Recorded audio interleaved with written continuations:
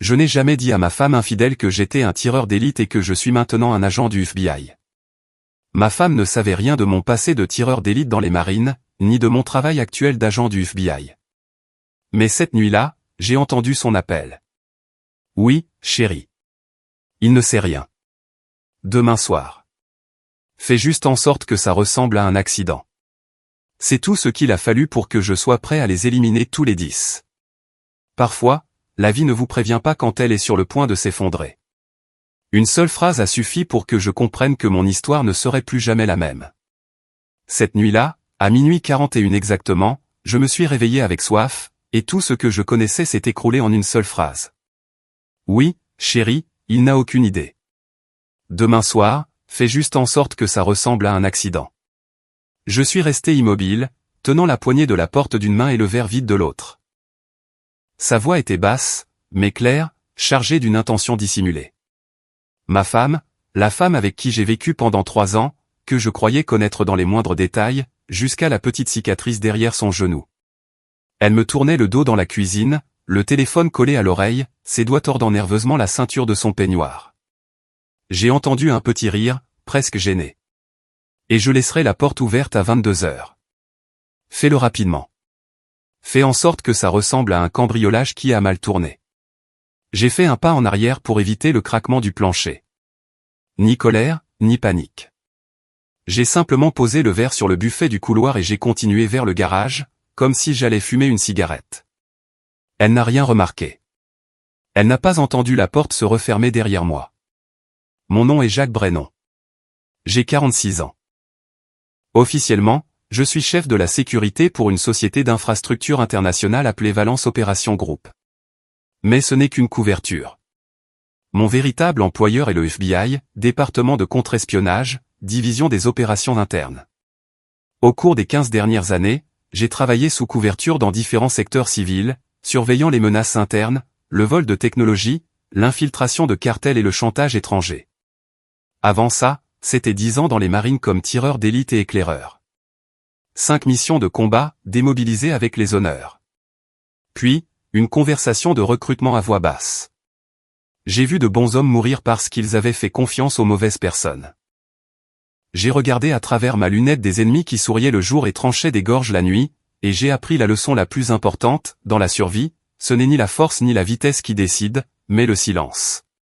Laisse-les parler, laisse-les croire, laisse-les creuser leur propre tombe. Le garage était complètement sombre jusqu'à ce que je tape le code sur le panneau latéral.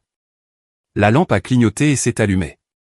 À première vue, c'était juste un entrepôt ordinaire, des pots de peinture, un établi, des outils. Mais derrière la fausse cloison, qui s'ouvrait en appuyant avec 2 doigts sur une fente cachée derrière l'interrupteur, se trouvait ce qu'elle n'aurait jamais pu imaginer. Le loquet a cliqué. Je suis entré dans une pièce de 12 par 12 pieds, mur renforcé, isolation phonique, une table en acier avec 4 moniteurs, des lignes de fibre optique, 3 brouilleurs de signal et un arsenal de sauvegarde de données. Mon sanctuaire. Je me suis assis, j'ai pris une profonde inspiration et j'ai activé le système audio caché de la maison. Il y a 2 ans, j'avais refait moi-même tout le câblage, cachant des microphones en céramique dans les lampes, les grilles de ventilation, et même dans les plaintes.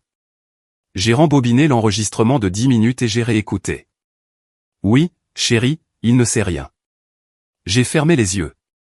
Les mots en eux-mêmes n'avaient pas d'importance. Ce qui comptait, c'était le ton, le même que je reconnaissais lors des interrogatoires. Le ton des menteurs, un mélange de confiance et d'attente cruelle. Après l'appel, elle a rapidement tapé quelque chose sur son téléphone. J'ai copié le numéro et lancé une recherche anonyme. La réponse a été immédiate. Une carte SIM prépayée enregistrée à 3 villes de là, liée à des antennes relais fréquemment utilisées par des membres du cartel Najra, Canaux du Sud, trafic et opérations armées. J'avais déjà vu leur travail, je les avais déjà éliminés. Elle s'est servi un verre de vin, s'est assise sur le canapé et a souri. Autrefois, ce sourire me réchauffait. Maintenant, il me glaçait les mains. Elle pensait que j'étais juste un employé de bureau qui oubliait les anniversaires de mariage et payait les factures. Elle ne savait pas que dans le coffre-fort sous le sol du garage, il y avait une mallette avec des munitions M18 et un fusil démonté que j'ai utilisé en Jordanie. Elle ne savait pas que n'importe quel coin de cette maison pouvait se transformer en piège en moins de 2 heures.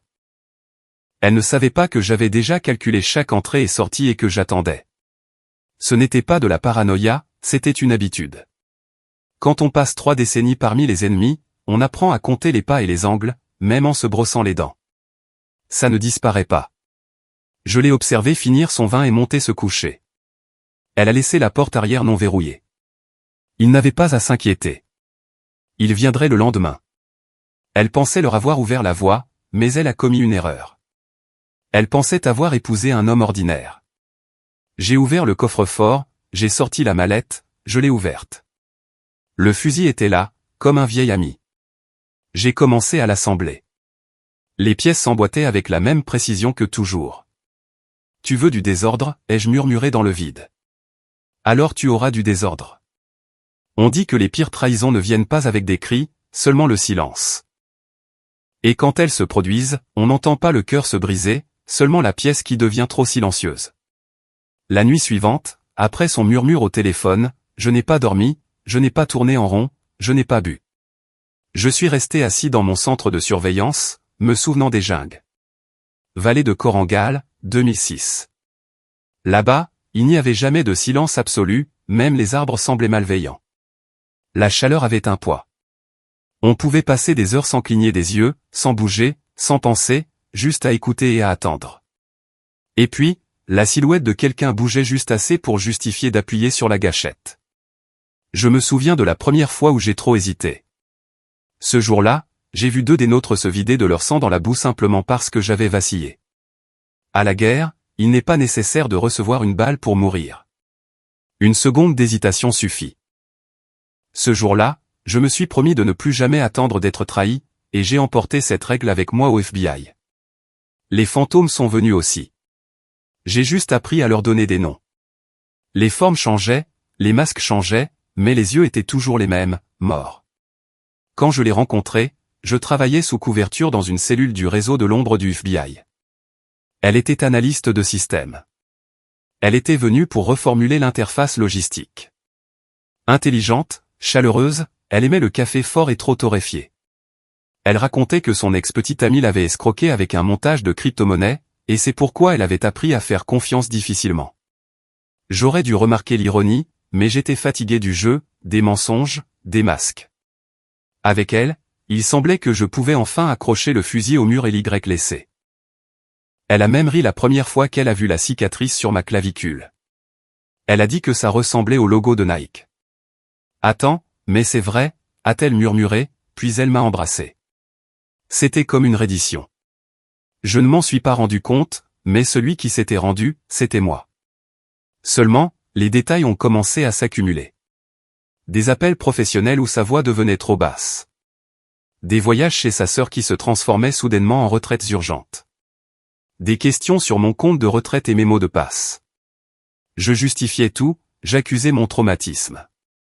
On voit des ombres là où il n'y en a pas, mais parfois, l'ombre est réelle. À 4 heures du matin, j'ai pris 2 téléphones jetables, l'un d'un conduit de ventilation dans le mur, l'autre du grenier, sans empreinte digitale, sans trace, chacun lié à une identité fictive différente. J'ai envoyé des messages à 2 anciens contacts du FBI, sans détails, juste l'essentiel. Brèche possible. Actif compromis. Protocole d'attente recommandé. Mot de passe, le rossignol a quitté le nid. 6 minutes plus tard, j'ai reçu la confirmation. 2 points de repli étaient prêts. L'un dans la poubelle de la ruelle près de la 8e porte. L'autre derrière un distributeur automatique dans la salle de sport où je m'entraînais. Si quelque chose m'arrivait, le niveau suivant serait activé. J'ai effacé les 2 téléphones, détruit les cartes SIM et dispersé les restes dans 3 sacs poubelles différents distribués dans le quartier tôt le matin. Sans laisser de traces. Puis je suis rentré à la maison, jouant le rôle d'un mari incapable de réparer un robinet qui goutte. C'est ce qui m'a permis d'installer tout l'équipement sans éveiller les soupçons. Dans le garage, j'ai configuré un capteur de pression connecté au détecteur de mouvement des entrées latérales. La porte arrière avait une alarme silencieuse qui se déclenchait au premier contact. Sur le toit, j'ai installé 2 caméras sans fil, transmettant sur un canal privé accessible même depuis ma montre. Pour les voisins, j'avais l'air de m'occuper des plantes. En réalité, je posais des mines. À l'aube, la maison a cessé d'être un foyer. Elle est devenue un périmètre. J'ai préparé un shake protéiné que je n'ai même pas bu et j'ai ouvert le coffre-fort. La longue mallette à l'intérieur n'avait pas été touchée depuis près de 2 ans. Non pas parce que je l'avais oubliée, mais parce que j'espérais ne pas en avoir besoin. Je l'ai posée sur la table, j'ai ouvert les fermoirs. Le fusil me regardait comme s'il n'était jamais parti. M110. Système semi-automatique de précision. Lunettes personnalisées, munitions subsoniques, silencieux. Le genre de choses qu'on ne monte pas dans un avion aujourd'hui sans autorisation écrite du Congrès. J'ai vérifié la chambre, propre. J'ai chargé la première cartouche faite à la main, une balle à pointe creuse. Sur l'étui, la marque gravée K21. Ce n'était pas du FBI, c'était la mienne. Et puis j'ai parlé à voix haute. Pas pour elle, pas pour quelqu'un en particulier, juste pour les fantômes dans la pièce. Demain, ma chère, nous allons tous salir. Et j'ai souri. Elle pensait avoir ouvert la porte à des assassins. Elle ne savait pas que je l'avais déjà ouverte avant elle. L'odeur de romarin et de beurre m'a frappé avant même d'entrer dans la cuisine. Elle s'était surpassée. Elle portait un tablier, les cheveux relevés comme je ne l'avais pas vu depuis des mois, et elle souriait comme si les dernières 24 heures n'avaient pas existé. « Te voilà, dit-elle. Le dîner est presque prêt. » Je me suis dit qu'on devrait passer une soirée tranquille à la maison. Elle a retiré la poêle en fonte du feu et a mis le steak dans l'assiette comme pour un magazine gastronomique. Au centre de la table, une bougie allumée. Le vin cher, celui que nous gardions pour notre anniversaire de mariage, était déjà ouvert et respirait. C'était une performance, et pour être juste, elle était convaincante. Je me suis assis en face d'elle, observant chaque geste. Des mouvements trop doux, trop contrôlés. Elle a servi le vin, m'a tendu le verre, ses doigts effleurant les miens. Elle jouait toujours le rôle de l'épouse dévouée. J'ai souri. Elle a levé son verre. À nous. J'ai levé le mien. À demain. Elle s'est figée, juste un instant, un battement de cils, la mâchoire légèrement tendue. Mais je l'ai vu, je le vois toujours. Puis elle a eu un petit rire. Trop bas. Tu ne vas pas me dire ce que ça veut dire? Pas encore, ai-je répondu en coupant le steak. Elle a changé de sujet. Le chien du voisin, le temps, une nouvelle série qu'elle voulait voir. Je me suis contenté d'hocher la tête. J'ai peu parlé. Chaque mot qu'elle prononçait résonnait dans mes oreilles comme une interférence. Ce n'était pas ma femme. C'était une coquille créée pour me garder aveugle, immobile, docile.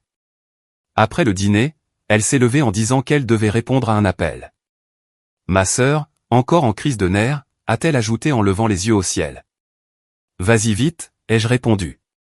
Elle a mis son manteau, m'a offert un sourire auquel j'avais cru autrefois, et est sortie par la porte d'entrée. J'ai attendu 6 secondes, puis j'ai tapé 2 fois sur l'écran de ma montre. Le drone du garage, déguisé en boîte à outils de jardin, a décollé, suivant le GPS que j'avais cousu dans la doublure de son manteau l'année dernière. Non pas parce que je la soupçonnais, mais parce que je ne fais pas confiance au confort. L'écran s'est allumé. Elle n'est pas allée chez sa sœur, elle a tourné à gauche à la sortie. Puis elle a pris un chemin de service sombre qui se terminait sur un terrain vague d'un chantier abandonné à l'ouest du quartier industriel. Le drone a filmé le moment où elle s'est garée devant une camionnette blanche. 2 hommes étaient déjà là. Des ombres, 9 autres ont émergé. 10 hommes au total. Équipement tactique complet. Bottes noires, gants, viseurs de vision nocturne fixés au casque. Ce n'étaient pas des amateurs, pas des locaux, ils se déplaçaient avec une précision coordonnée, sans gaspiller d'énergie. Et puis elle a embrassé l'un d'eux. Pas pour la forme, pas pour détourner l'attention. C'était un baiser long, intime, familier. Ma poitrine ne s'est pas serrée. Mes mains n'ont pas tremblé. C'était quelque chose de plus froid que la rage et de plus ancien que le cœur brisé. C'était la clarté absolue. La femme que j'aimais était morte depuis longtemps, ou peut-être n'avait-elle jamais existé. Ce qui se trouvait aujourd'hui dans ma cuisine n'était rien de plus qu'une peau tendue sur quelque chose d'étrange et de froid, conçu pour négocier et tuer. J'ai éteint le drone et je me suis levé. Sans mots, sans cérémonie, seulement de l'action. J'ai rouvert la mallette et rangé le fusil dans le sac à dos. Démonté, méticuleux, automatique. J'ai pris 2 chargeurs supplémentaires, le couteau de combat incurvé et une lampe frontale à puissance minimale. Je suis sorti par les portes latérales et je me suis enfoncé dans la lisière des arbres derrière le terrain. Ce sentier, je l'avais parcouru des centaines de fois, chaque fois que j'avais besoin de me vider la tête. Je me suis déplacé rapidement, accroupi, serpentant à travers des rues silencieuses, escaladant des clôtures, jusqu'à ce que les maisons soient derrière moi et que les arbres se referment autour de moi. La ville rugissait au loin, mais là, au bord de la carrière de gravier, tout se réduisait au vent et aux clôtures rouillées. J'ai trouvé la limite de la zone et je me suis accroupi derrière un buisson. De là, j'ai vu la camionnette, les sacs à dos d'armement, les hommes chargeant des fusils avec des silencieux et distribuant des écouteurs. Et elle était avec eux. Elle pointait un plan imprimé de ma maison, expliquant où se trouvaient les entrées, les zones avec des détecteurs de mouvement, le coffre-fort du garage, elle a même marqué l'endroit où je laissais supposément mon téléphone avant de dormir. Elle ne savait pas que j'avais changé ce plan 2 semaines auparavant. Le coffre-fort était un leurre. Les angles morts cachaient des pièges infrarouges inversés, me transmettant instantanément chaque signature thermique. La maison où je vivais n'avait jamais été la sienne. Je l'ai vu rire. J'ai vu l'un d'eux lui donner une tape dans le dos, comme si elle faisait partie de l'équipe depuis longtemps. Peut-être que c'était le cas. J'ai ajusté le sac à dos, j'ai mis ma capuche. La lune brillait, mais je restais dans l'ombre des arbres, invisible pour quiconque ne sait pas chercher les fantômes. Le monde m'a appris à disparaître, à me mouvoir entre le vent et les barbelés, entre un battement de cœur et la prochaine inspiration. Cette nuit-là, je ne rentrais pas à la maison, j'entrais directement sur un champ de bataille, le doigt déjà sur la gâchette. Je suis arrivé avant eux. J'étais allongé au 2e étage d'une structure en béton abandonnée, autrefois prévue pour être une aile de bureau. De là, j'avais une vue sur le portail, les flancs nord et ouest, ainsi qu'une partie du rez-de-chaussée intérieur. Le fusil était monté, la hauteur ajustée, la lunette calibrée, le vent à 0. Tous les pièges activés, chaque angle calculé. Ils sont arrivés à 21h43, comme un groupe d'étudiants allant allumer un feu de camp. Des rires, des bousculades, l'un d'eux a même ouvert une bière. Trop détendu, trop confiant. Il pensait que ce serait juste un nettoyage, une cible facile, endormie. Du second véhicule, elle est descendue avec un dossier à la main. Elle portait toujours le manteau que je lui avais acheté l'hiver dernier, celui dans lequel, disait-elle, elle se sentait en sécurité. Elle les a appelés en montrant le plan.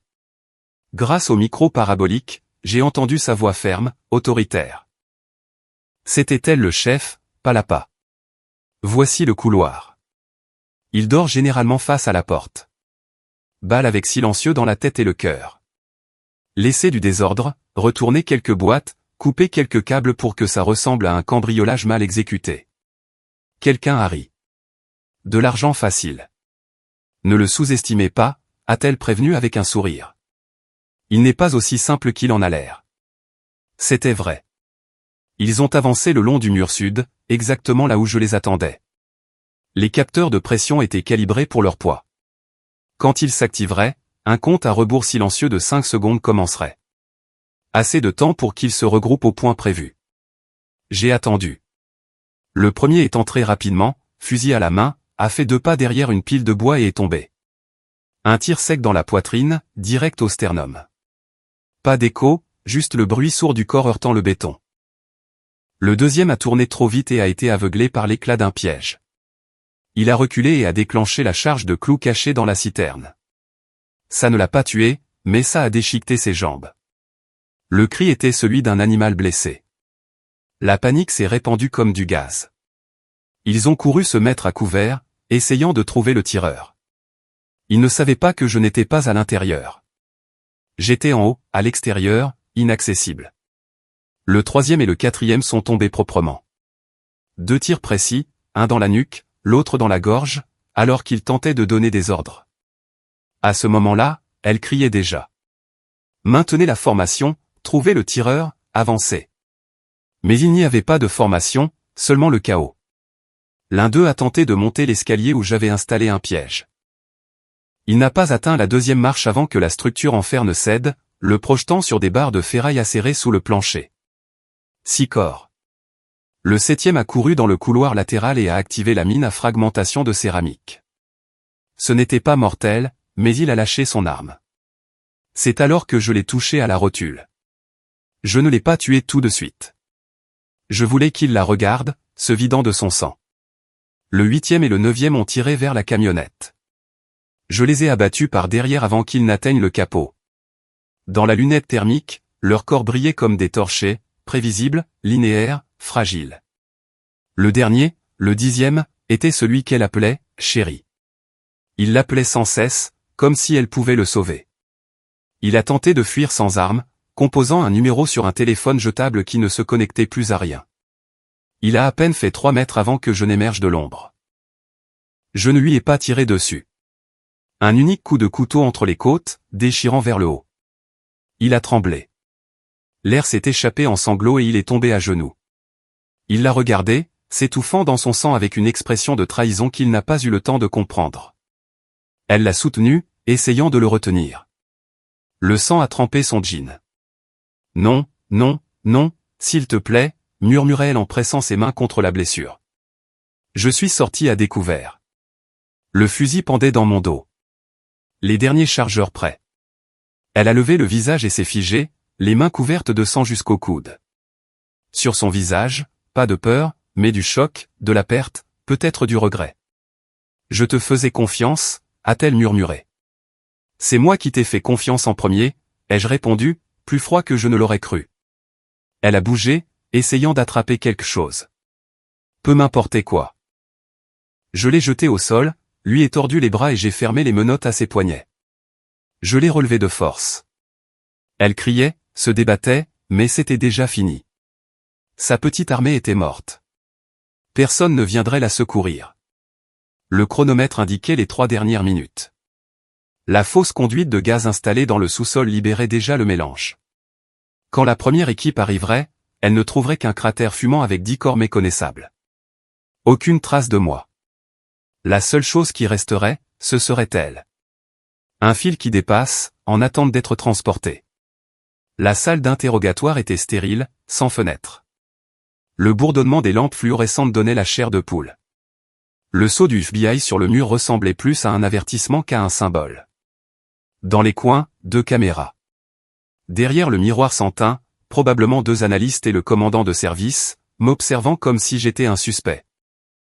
Elle était assise en face de moi, menottée à la table fixée au sol. Elle n'avait pas dit un mot depuis sa capture, ni supplication, ni fureur. Juste le silence chargé de ce qu'elle ne disait pas.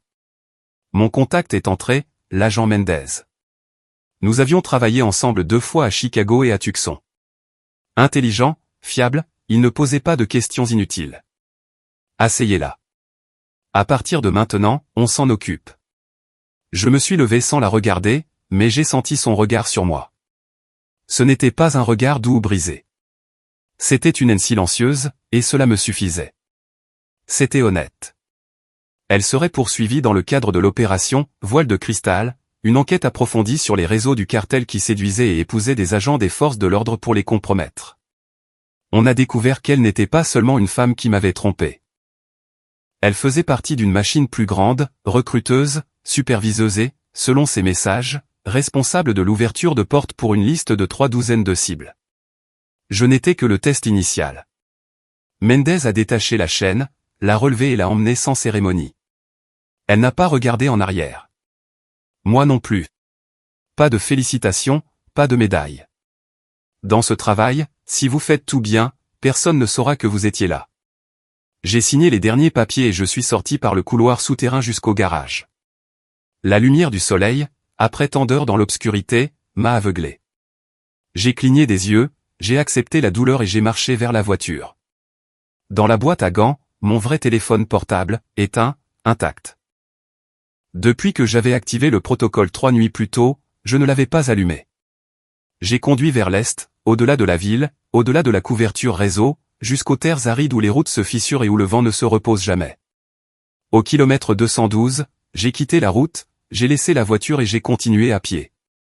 L'équipement était là où je l'avais laissé, dans un tronc d'arbre creux, dans un sac étanche scellé contre l'humidité. Le fusil, démonté, propre, a été réassemblé en quelques minutes. Mes mains se souvenaient du rythme comme d'une prière oubliée mais toujours gravée en moi. J'ai installé un campement comme lors des missions solitaires, silencieux, simple, sans feu, sans lumière, juste le murmure de l'eau froide dans la gourde et le sol plat sous le manteau des étoiles. des étoiles qui ne jugent ni ne questionnent. Et puis je me suis assis, sans instruction, sans adrénaline, juste l'écho de ce qui n'a pas été dit. De ma poche intérieure, j'ai sorti un petit carnet sans logo, sans nom, juste des pages blanches pour une vérité jamais dite à voix haute. Avec la pointe cassée d'un crayon, j'ai écrit lentement, avec intention. Je n'ai pas besoin de vengeance, j'avais seulement besoin d'être vu. Je me suis arrêté un instant, puis j'ai ajouté, maintenant, j'ai de nouveau disparu, et c'est exactement comme ça que j'aime les choses. J'ai arraché la feuille, je l'ai pliée en 3, j'ai allumé une allumette.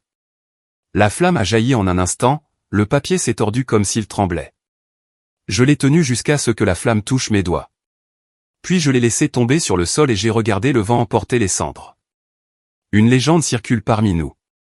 Les hommes comme moi, des fantômes infiltrés, ne peuvent pas revenir. Nous apprenons à disparaître et, avec le temps, nous oublions comment exister à la lumière du jour. Je pensais que c'était juste du cynisme. Maintenant, je sais que c'est une vérité silencieuse, mais honnête. Je me suis allongé sur le dos, le fusil à mes côtés, les yeux fixés sur les étoiles. Quelque part au loin, elle était dans une cellule, une vraie cette fois. Interrogatoire, classification, des années dans des salles comme celle que je venais de quitter. Je n'avais aucune intention de lui rendre visite, ni même de consulter les nouvelles, car cette histoire ne la concernait plus. Elle concernait le silence qui vient après, l'endroit où je vis, le bourdonnement étrange et serein entre les cibles, entre les dossiers, entre les fantômes. Avant l'aube, je me suis levé, j'ai mis le sac à dos sur mon épaule et j'ai marché vers les collines. Personne ne savait ce que j'avais fait, même pas complètement le FBI. Et c'était exactement le but. Demain, il y aurait un nouveau nom, un nouvel alias, un nouveau visage à porter, mais cette nuit-là, pour quelques heures de plus, j'étais personne, et ça me plaisait. Commentaire, Reddit, et le meilleur dans tout ça, pour elle, ce n'était qu'un autre travail bien fait, pour lui, juste un mardi comme les autres au FBI. La vie de couple est ainsi, pleine de surprises. M.